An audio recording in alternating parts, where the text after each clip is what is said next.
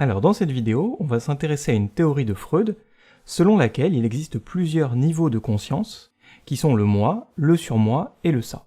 Donc Freud, on le voit ici sur la gauche, ses dates de vie et de mort c'est 1856-1939, et donc en quoi ça consiste cette théorie, ce moi, ce surmoi et ce ça?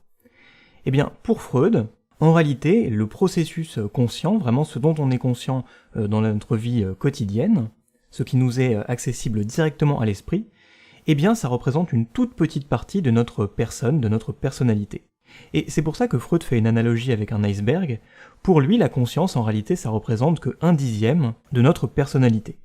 Donc la conscience, ça représente simplement 1/10, et tout ce qui est enfoui à la conscience, donc tout ce qui est inconscient et préconscient, ça représente 9/10. Donc la quasi-totalité, en fait, de notre personnalité réside dans des processus inconscients. Et l'inconscient, on pourrait le résumer comme un état mental dont on ne se rend pas compte, auquel on ne peut pas accéder. Donc dans l'inconscient, on va placer tout ce qui a été soumis à la répression, c'est-à-dire des désirs que l'on ne peut pas assouvir, donc répression. Et par exemple, une très bonne expression de ces désirs inconscients qui parfois, par quelques erreurs en quelque sorte, lorsqu'ils sont dans le domaine du préconscient, parviennent à revenir à la conscience, ça pourrait être par exemple des actes manqués ou des lapsus. Vous savez par exemple, quand on souhaite dire quelque chose et puis en réalité on se trompe, on utilise un autre mot, ça c'est un lapsus. Et pour Freud, ce lapsus, il est révélateur justement de désirs inconscients. Et à partir de là, on pourrait se dire, très bien, effectivement, on a une conscience, un inconscient, on peut avoir par exemple des désirs qui sont cachés dans cet inconscient, mais qu'est-ce que ça apporte concrètement à la théorie, en psychologie, dans la compréhension de la personnalité? Eh bien, de cette division, Freud va proposer quelque chose d'assez intéressant, puisqu'il considère que la personnalité, elle émerge d'un conflit. Donc, la personnalité, pour Freud, émerge d'un conflit. Alors, en quoi va consister ce conflit?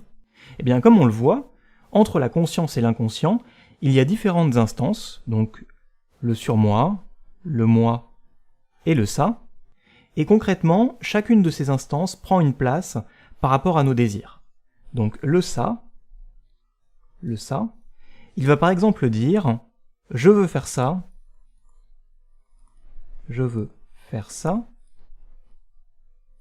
tout de suite. Vraiment, le ça concerne le plaisir immédiat, donc tout de suite. Et le ça, au sens strict, il n'est limité par rien en lui-même. On va voir par quoi il va se limiter de l'extérieur, mais en lui-même, c'est vraiment l'expression d'un désir immédiat, d'un désir naturel, par exemple la soif, la faim, le désir sexuel. On le verra par la suite, vraiment le désir sexuel en tant que tel, ça a une importance vraiment particulière pour Freud. Et donc le ça, il dit « je veux faire ça tout de suite ». Vous voyez, c'est vraiment le plaisir immédiat qu'il recherche. Sauf qu'il y a une autre instance, qui est le surmoi. Le surmoi. Et le surmoi, c'est davantage le symbole finalement des normes, du contrôle social, de toutes les restrictions finalement qui s'imposent à nous. Et donc le surmoi, lui, il va dire « ce n'est pas bien ».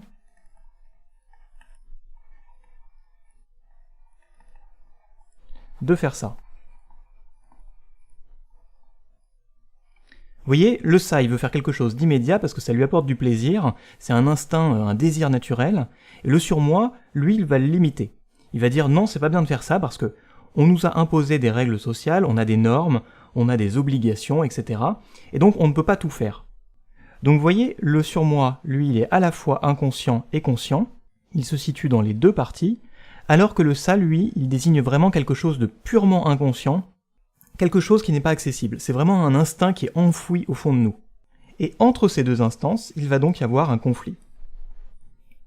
L'un veut faire quelque chose, l'autre le restreint, l'autre le limite, et donc ça pose un problème. Alors on va descendre un petit peu pour se laisser plus de place.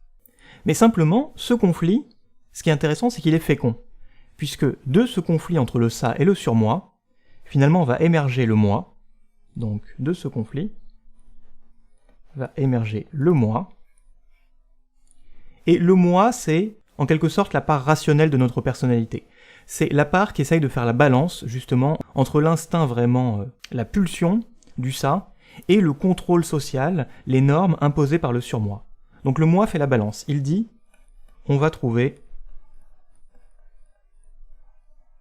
un compromis.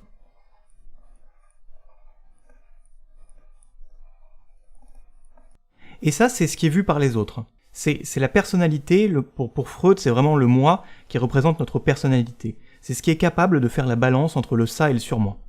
Et ça, c'est très très important, cette balance, parce que précisément, du moi, en fait, ou plutôt le moi, c'est ce qui va vraiment déterminer notre personnalité et les risques de troubles.